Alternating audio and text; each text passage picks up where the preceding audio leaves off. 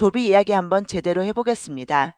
오늘 영상은 급등했다 테마다 같은 단어로 끝내는 게 아니라 조비라는 회사가 정확히 뭘 팔고 돈을 어떻게 벌고 업황이 어디에서 흔들리고 주가가 왜 흔들리는지까지 한 번에 정리하는 영상입니다.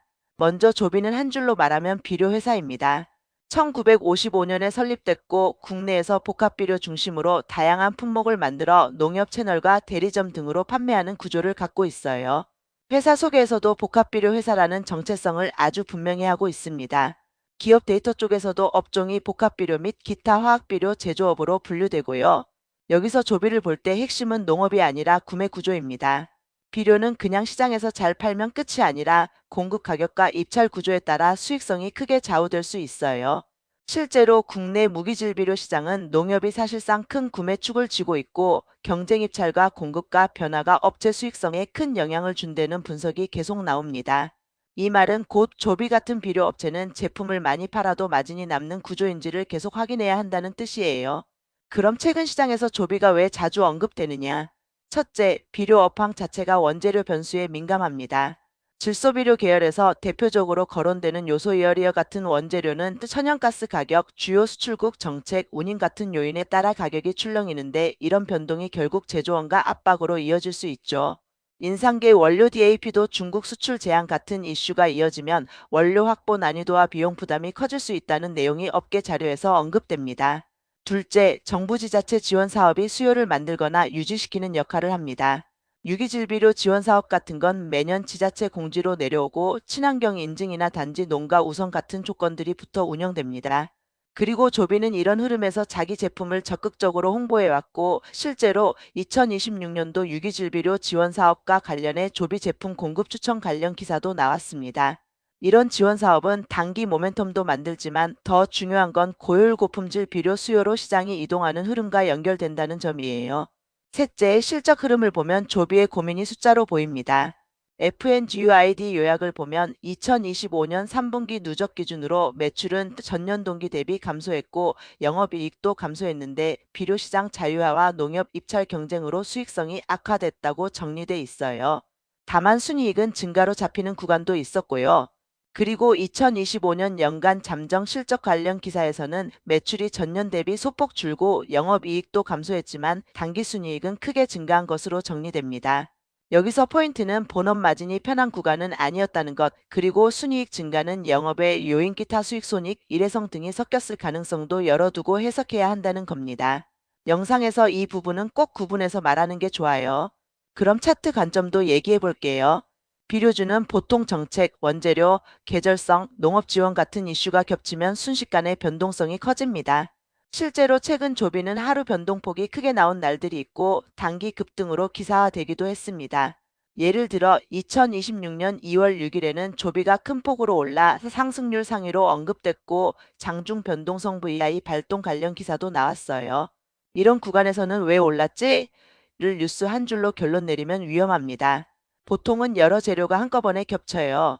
업황 기사, 지원 사업, 원재료 이슈, 수급, 그리고 테마 순환까지. 이제 조비의 투자 포인트를 좋은 얘기만 하지 말고 장단을 동시에 보죠. 투자 포인트 1. 제품 믹스 업그레이드 가능성. FNGUID 설명에 따르면 조비는 다양한 비료 품목 허가를 보유하고 친환경 맞춤 비료 등 제품을 개발하면서 수익성이 낮은 제품을 고부가 제품으로 대체하고 비용 최적화를 추진한다고 정리돼 있어요. 비료 업종에서 이게 왜 중요하냐면 판매량이 아니라 품목 믹스가 마진을 결정하는 경우가 많기 때문입니다. 투자 포인트 2. 정책 지원과의 연결. 유기질비료 지원 사업처럼 구조적 수요를 유지해주는 장치가 있고 친환경 농업 쪽으로 정책 우선순위가 붙는 경우가 많아요. 즉 조비를 단순한 경기 민감주로만 보는 게 아니라 정책 수요가 붙는 구간을 체크하는 방식이 필요합니다. 투자 포인트 3. 업황 변곡은 원가에서 나온다. 요소나 인산 원료 같은 국제 비료 원재료가 흔들리면 제조 원가가 변합니다. 요소 가격 급등 요인이 천연가스, 수출 통제, 물류 등 복합적이라는 자료들도 있고요.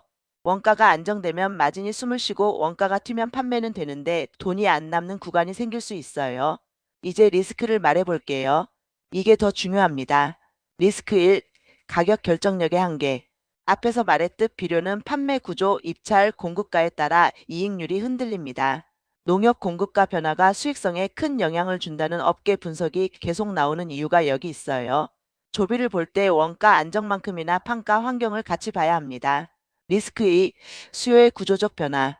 경지 면적 축소, 친환경 농업 확대 등으로 무기질 비료의 전통적 수요가 줄고 고효율 고품질 중심으로 재편된다는 전망이 함께 제시됩니다. 이 변화는 기회이기도 하지만 제품 경쟁력이 약하면 시장에서 밀릴 수 있다는 뜻이기도 해요. 리스크 3. 단기 급등 뒤 변동성. 조비처럼 테마 순환이 붙는 종목은 단기 급등 이후 흔들림이 커지기 쉽습니다. 특히 특정 이슈로 올라간 날은 다음 날부터 재료 소진이 자주 나오죠. 최근 급등 기사들이 나온 것 자체가 변동성 경고이기도 합니다. 그럼 대응 전략을 정리해 볼게요. 저는 이런 타입의 종목을 장기 성장주처럼 들고 가기보다는 체크리스트를 만들어서 단계별로 대응하는 걸 추천합니다. 첫 번째 실적은 영업이익이 기준입니다. 순이익이 좋아 보이는 해가 있어도 본업이익이 줄면 결국 시장은 다시 냉정해집니다. 조비는 최근 요약에서 영업이익이 약해지는 구간이 분명히 언급됩니다. 다음 분기부터는 원가 안정판가 환경이 동시에 개선되는지 이걸 먼저 보세요. 두 번째, 원재료 뉴스는 방향만 잡습니다. 요소, DAP 같은 건 개별 기사로 매수 버튼 누르면 늦는 경우가 많아요. 대신 원재료 상승 압박이 완화되는지 다시 강해지는지 방향성만 잡고 실제로는 기업 실적에서 원가율이 어떻게 반영되는지로 확인하는 게 안전합니다. 세 번째, 정책 지원 사업은 단기 모멘텀으로 분리합니다. 지원 사업 공지가 나왔다고 해서 기업 이익이 바로 점프하는 건 아니지만 수급이 붙는 트리거가 되기는 합니다.